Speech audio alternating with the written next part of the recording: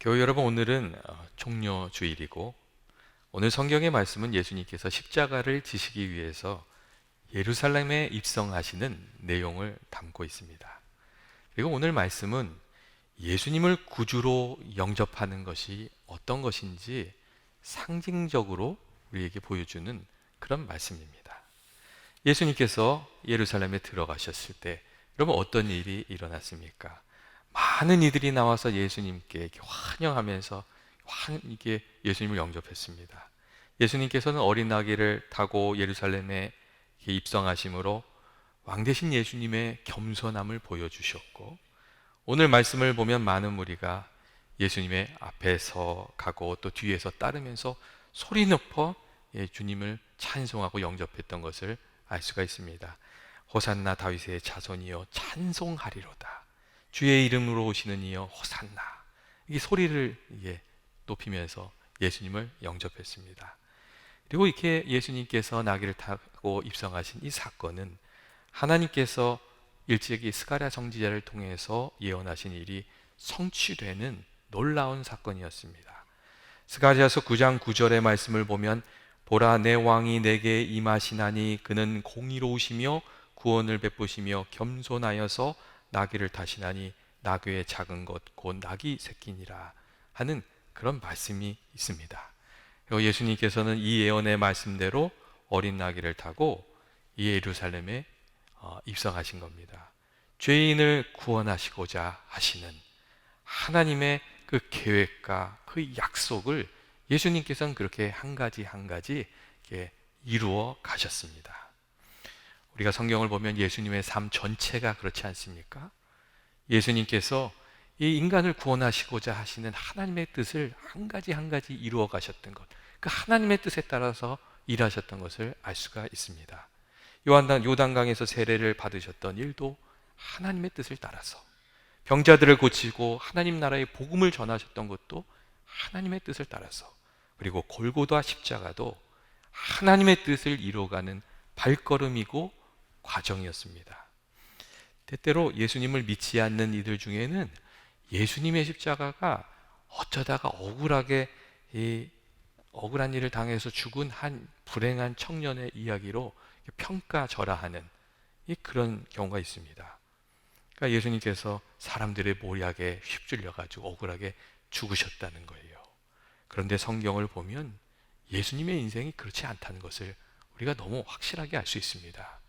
예수님께서는 이미 예루살렘에 들어가시면 어떤 고난을 당할 것인지, 어떤 일을 당할 것인지 예수님께서 다 알고 계셨습니다.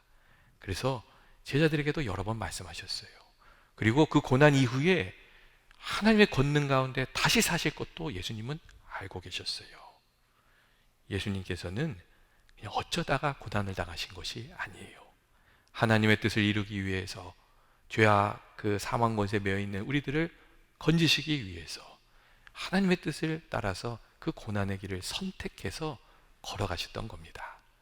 우리가 이 십자가의 길 가운데 있는 예수님의 그 뜻을 우리가 깊이 생각해야 됩니다. 십자가의 길은 예수님이 선택하신 순종의 길이었고 사명자의 길이고 또 우리를 구원하시고자 하는 예수님의 사랑의 행동이었다는 것을 깊이 생각할 필요가 있습니다. 예수님께서 하나님 말씀대로 나귀를 타고 예루살렘 성에 입성하셨을 때 사람들이 어떻게 했습니까? 찬송하며 예수님을 영접했습니다. 그리고 이렇게 왕으로 예수님을 영접하는 그 사람들의 행동 속에 하나님의 또 섭리와 뜻과 계획이 담겨 있었어요. 사람들이 막 환호하면서 예수님을 이렇게 맞아들이니까 바리새인들이 굉장히 기분이 나빴던 것 같아요. 그래서 예수님께 찾아가서 저 사람들을 좀 꾸짖으라고 그렇게 얘기를 해요. 그러니까 예수님이 그 말씀을 들으시고 뭐라고 얘기하시냐면, 만일 이 사람들이 침묵하면 돌들이 소리를 지를 것이라고 말씀하셨어요. 돌들이 소리를 지를 것이라는 이 말씀으로 예수님은 이 예수님을 왕으로 영접하는 것이 마땅한 일이고 이것은 하나님이 하고 계시는 일이라고 그렇게 말씀해 주셨습니다. 여러분, 예수님은 누구시며 우리는 예수님을 어떻게 영접하면서 살아가야 하는 것입니까? 예수님을 영접했던 이들의 모습을 통해서 우리가 예수님을 어떻게 영접하면서 우리들의 삶에 이렇게 모셔드리면서 살면 좋을지 우리가 오늘 좀 같이 나누면 좋겠습니다. 첫째로 여러분, 우리는 예수님을 기쁨으로 모시고, 그리고 하나님께서 우리에게 보내주신 왕으로 우리를, 예수님을 영접하면서 이렇게 살아야 됩니다. 예수님께서 어린 나귀를 타고 예루살렘에 입성하시자 선지자 스가랴가 예언한 것을 잘 알고 있었던 유대인들은 예수님이 하나님이 보내신 왕인 줄 알고 기뻐하며 찬송하며 예수님을 왕으로 영접했습니다. 여러분, 우리들도 기쁨으로 예수님을 왕으로 영접하면서 살아야 하지 않습니까? 우리가 예수님을 대하면서 살아가는 그 삶의 자세가 사실 참 중요합니다. 억지로 의무감으로 예수님을 영접하는 것이 아니라 기쁨으로 예수님을 맞고 만나고 영접하는 이들이 주님의 은혜를 누리면서 살게 되기 때문에 그렇습니다. 여러분, 바리새인들처럼 의심하는 눈으로 예수님을 만나고 또 트집을 잡으려고 하면 예수님을 만나도 은혜를 누릴 수가 없습니다.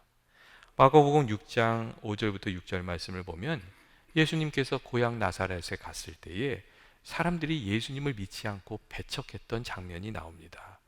그래서 예수님께서는 그곳에서 권능을 행하지 않으셨어요.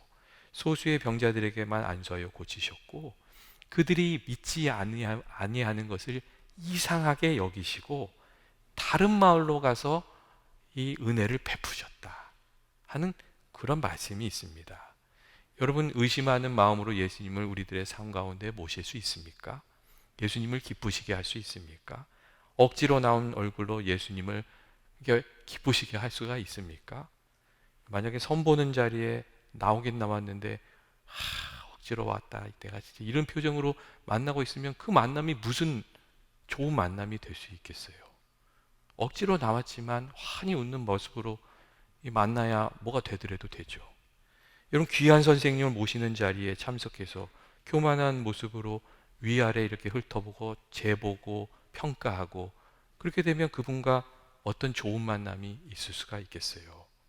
예수님을 믿지 않고 배척했던 이들은 예수님 만났지만 그 은혜는 누리지 못했습니다. 예수님을 하나님이 보내신 왕으로 영접한다는 것은 예수님을 믿고 따르는 것을 말해요. 왕으로 영접한다는 것은 마음을 다해서 신뢰할 분으로 모시는 것을 말하고, 또 충성을 다해서 섬길 분으로 모시는 것을 말하고, 내 힘을 다해서 그분의 명예를 지키면서 살아가겠다는 것을 말합니다. 만일 예수님을 왕으로 영접했다고 하지만 예수님 뜻을 따르지 않고 명령에는 순종하지 않고 내 뜻을 앞세우고 주님의 영광보다 나의 영광을 앞세우면서 살아간다면 그것은 왕으로 모신 것이 아니죠. 우리가 예수님을 참으로 우리 왕으로 모시고 살면 왕 대신 주님께서 베풀어 주시는 은혜를 알게 됩니다. 여러분, 왕이 하는 일이 뭡니까? 왕은 이렇게 외부에 적이 있을 때 그 백성을 지켜주는 역할을 합니다. 여러분, 우리가 예수님을 왕으로 모시고 살면 주님이 우리를 지켜주시는 거예요. 여러분, 왕이 하는 일이 무엇입니까? 왕이 그 백성들을 돌봅니다. 그렇기 때문에 우리가 예수님을 정말 왕으로 모시고 살면 우리의 부족함을 채워주시고 도와주시는 은혜를 누리면서 살아가게 되는 줄로 믿습니다. 여러분, 예수님을 만날 때 억지로 의무감으로 만나지 마시고 기쁨으로, 그리고 감사로, 그리고 기대를 가지고 늘 만나게 되시기를 바랍니다. 기쁨으로 주님한테 나아가고 날마다 주님, 예수님이 정말 나의 왕이십니다, 예, 주인이십니다, 이렇게 고백하고, 또 주님의 뜻을, 왕 대신 주님의 뜻을 따라갈 때에 주님의 돌보심을 받는 백성으로 여러분 살 수가 있습니다. 둘째로, 예수님께서 예루살렘에 입성하셨을 때 사람들이 어떻게 예수님을 영접했냐면 자기의 겉옷을 벗어서 길에 펴며 예수님의 길을 이렇게 열어가면서 예수님을 영접했어요. 예수님이 예루살렘에 들어올 때 예수님이 가는 길에 내 겉옷을 벗어서 이렇게 펴서 깔며 주님의 길을 영접하고 그렇게 들어오시도록 그렇게 했어요. 이게 누가 시켜서 한 것이 아니고 정말 자원하는 심령으로, 기뻐하는 마음으로 그들이 이 겉옷을 벗어서 예수님의 길을 열어드렸어요. 예수님 당시 사람들에게 여러분, 이 겉옷이 어떤 것입니까? 이 겉옷은 이 단순한 의복을 넘어서 아주 이 생존과 관련된 중요한 재산이었어요. 낮에는 뜨겁게 내려쬐는 그 햇볕을 막아내는 의복이었고, 밤에는 이 거세게 이렇게 몰아붙이는 추운 그 추위를 막아내는 이불과 같은 역할을 했던 거였어요. 그리고 낮에 일을 할 때는 이 겉옷이 물건을 나르는 생계의 도구가 되기도 했어요. 그리고 이 겉옷은 가난한 자들이 맨 마지막에 내어놓는 담보물이었어요. 그러니까 겉옷이 그렇게 귀한 것이었죠. 근데 이들이 자원하는 마음으로 예수님께 그 겉옷을 펴서 드렸고, 그렇게 주님이 오시는 길을 열어드렸다는 거예요. 그렇게 예수님을 영접했다는 거예요. 여러분, 사실 그런데 우리들도 그러한 모습으로 예수님을 영접하고 섬겨야 하는 것이 아닙니까? 기쁨으로 주님을 위해서 내어드리면서 사는 이들이 그 삶에 예수님을 영접하게 되고 또 주님 주신 은혜를 누리면서 살게 됩니다. 여러분, 예수님을 영접하고 섬기면서 사는 삶은 그냥 단순한 감정이 아니라 내가 나 자신을 예수님께 드리고 또 주님을 우리 안에 영접하고 그렇게 살아가는 삶을 말합니다. 주가 쓰시겠다고 하실 때에 아무런 토도 달지 않고 나귀를 선뜻 내어 주었던 익명의 사람처럼 일상의 삶의 자리에서 성령님께서 우리에게 말씀하실 때 우리가 주님께 우리 자신을 내어드리면 주님께서 우리 가운데 찾아와 주시고 우리 안에서 주님이 일하여 주십니다. 그렇게 예수님을 우리 안에 모시고 살아가게 됩니다. 겉옷을 땅에 펴서 주님이 가시는 길을 예비했던 것처럼 주님이 일하실 수 있도록 나의 것을 이렇게 드리면 주님이 일하여 주시는 거예요. 나의 시간을 드리면 주님께서 찾아와 주셔서 나를 만나 주시고, 나의 재능을 드리면 주님께서 내 재능을 사용하여 주시고 좋은 것을 주시는 거예요. 또 나의 소유를 드리면 그것을 사용하셔서 주님이 뜻이 이루어지게 하시는 것을 알게 해주세요. 때때로 내 자존심을 내어드리면 주님께서 잘했다, 정말 잘했다, 내가 기쁘다, 이렇게 말씀해 주시는 것을 마음에 느끼게 돼요. 겉옷을 펴서 땅에 깔듯이 내가 가지고 있는 것을 주님께 내어드리면 그것을 통해서 주님이 일하여 주시고 우리 삶에 찾아와 주시는 것을 우리가 알게 됩니다. 여러분, 그리고 우리가 하나님께 드리는 것은 단지 그렇게 어떻게 소모하면서 사는 것이 아니에요. 우리가 주님께 드리면 그 안에 기쁨이 있고 감사가 찾아오게 되고 영적인 기쁨을 발견하면서 우리가 살아가게 됩니다. 예수님께 드리면 주님이 일하여 주세요. 한 영혼이 구원받는 일도, 교회가 건강하게 세워지는 일도, 하나님의 나라가 확장되는 일도 우리가 보게 됩니다. 그리고 하나님께 드리는 그 드림을 꼭 기억해 주세요. 예수님께서 십자가의 길을 가는 중에 옥합을 깨뜨려서 향기로운 향유를 예수님께 드렸던 여인의 이야기가 있지 않습니까? 예수님께서 그 드림을 기쁘게 받으시고 그렇게 말씀하셨어요. 복음이 전파되는 곳에는 이 일이 기억될 것이다, 그렇게 말씀해 주셨어요. 우리가 주님께 드리면 주님이 그것을 기억하여 주시는 것이지요. 여러분, 우리가 예수님께 어떻게 드리면서 살면 좋겠습니까? 우리가 무엇을 드리든지 예수님께 드릴 때에 좋은 마음으로 드리고 기쁨으로 드리고 넉넉하게 드리고 마음을 이렇게 담아서 드리게 되시기를 바랍니다. 그래야 우리가 드리는 것이 그게 예배이든 무엇이든 그게 형식적인 종교 행위가 아니라 주님과 만나는, 그리고 주님과 함께하는, 그리고 주님을 우리들의 삶에 모시는 그런 일이 됩니다. 우리가 그렇게 믿음 생활을 해가야 되는 것이죠. 셋째로, 오늘 말씀은 우리가 겸손한 마음으로 예수님의 도우심을 구하며 우리들의 삶에 예수님을 모실 수 있다는 것을 좀 보여줍니다. 예수님께서 예루살렘에 들어가셨을 때 사람들이 예수님을 어떻게 영접했지요? 호산나 소리를 높여 주님께 이렇게 찬송을 하면서 불렀어요. 여러분, 호산나란 단어가 무슨 뜻이죠? 호산나란 단어는 무슨 뜻이냐면 지금 우리를 구원하소서, 이런 뜻이에요. 그러니까 호산나 이렇게 하면서 예수님을 불렀다는 건 단순히 그 환영의 말이 아니라, 찬송이 아니라, 주님 우리와 함께 해주시고 우리를 도와주십시오, 이렇게 간청하는 거였다는 거예요. 그리고 주님께서 그 간청을 들으시고 함께하여 주셨다는 것이죠.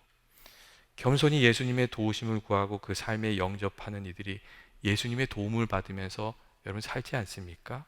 삶의 여러 가지 문제로 그 마음이 겸손해지고 낮아진 이들이 예수님을 영접할 수 있게 되고 또 예수님의 은혜를 누리면서 살게 됩니다.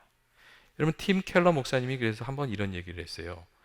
우리는 강해서 구원받는 것이 아니라 우리의 약함을 인정하고 주님한테 나갈 때 구원을 받는 것이라고, 그렇게 얘기를 했어요. 우리가 강해서 구원받는 게 아니라는 거예요. 잘해서 구원받는 게 아니고 약함을 인정하고 주님께 나아갈 때 주님의 은혜를 받게 되는 것이라고 그렇게 얘기했습니다. 밤새도록 고기를 잡았지만 허탕을 쳤기 때문에 사실 베드로도 그 뱀배에 예수님을 모실 수가 있었어요.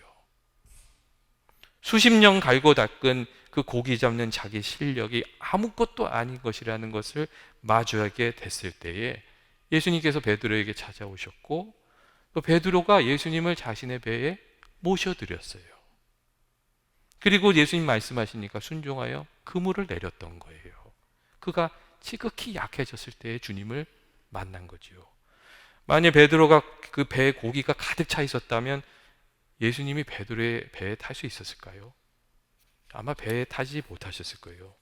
베드로가 예수님을 영접하지 않았을 겁니다. 그리고 주님의 음성에 그렇게 귀 기울이지도 않았을 거예요. 그런데 밤새도록 그물을 내렸으나 허탕을 쳤기 때문에 베드로가 예수님을 그 삶의 자리에 모셔드릴 수 있었고 그 마음이 겸손해져서 예수님 말씀하실 때에 깊은 곳으로 그물을 던졌던 것이죠. 그리고 그 말씀을 순종하고 그는 정말 배가 터질 정도로 많은 고기를 잡게 해주시는 주님을 만난 거예요. 은혜를 경험한 것이죠.